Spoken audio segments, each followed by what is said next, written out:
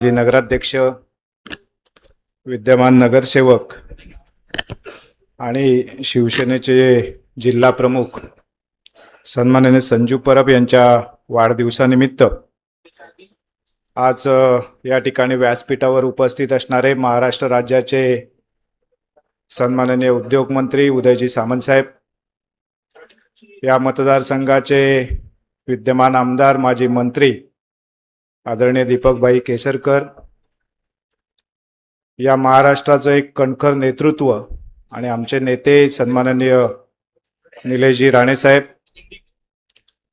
व्यासपीठावर उपस्थित असणारे सन्माननीय राजनजी तेली, सन्माननीय दत्ताजी सामंत, जिल्हा परिषदेचे उपाध्यक्ष सन्माननीय दादा साहिल,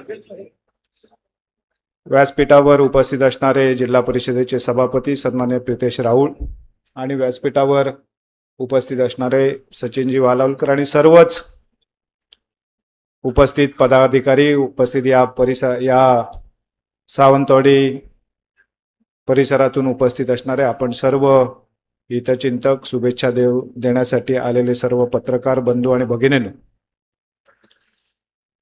संजू परब आणि माझी मैत्री ही अनेक वर्षापासूनची आहे. कारण आदरणीय राणे साहेबांच्या नेतृत्वाखाली या जिल्ह्यात काम करत असताना साहेबांनी सांगितलेली प्रत्येक गोष्ट सत्यात उतरवण्यासाठी जे काही मंडळी सातत्याने कार्यरत राहिली आहेत त्याच्यापैकी संजू परब हा एक आहे. आणि संजूने सातत्याने समाजाच्या सेवेचं जे व्रत घेतलंय ते व्रत कायमस्वरूपी पुढे घेऊन जाण्यासाठी ते अहोरात्र काम करत असतो. ग्रामीण भाग, शहर, खरं तर एका ग्रामीण भागातून आलेलं नेतृत्व शहरामध्ये येऊन या शहराचा नगराध्यक्ष होणं ही काही तेवढी सोपी गोष्ट नव्हती. परंतु या ठिकाणी या शहरामध्ये येऊन नगराध्यक्ष म्हणून निवडणूक जिंकणं, त्यानंतरच्या काळात पुन्हा नगरसेवक होणं आणि असं असतानाही आपली ग्रामीण भागातली जुळलेली नाळ ही सातत्याने त्या ठिकाणी जोडून ठेवणं, हे सगळं काम संजू परब यांनी प्रामाणिकपणे केलं. आणि म्हणून आज आपण मोठ्या संख्येने आज या ठिकाणी शुभेच्छा देण्यासाठी त्यांना उपस्थित आहोत. खरं तर राणे साहेब हे आमचा दोघांचा रिमोट कंट्रोल आहे.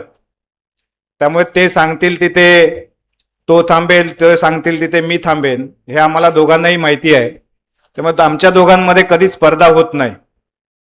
आणि म्हणून हे खरं तर राजकारणामध्ये ते शिवसेनेमध्ये काम करतायत, आम्ही भारतीय जनता पार्टीमध्ये काम करतो आहोत, परंतु शेवटी आमचं नेतृत्व आदरणीय राणे साहेब आहे.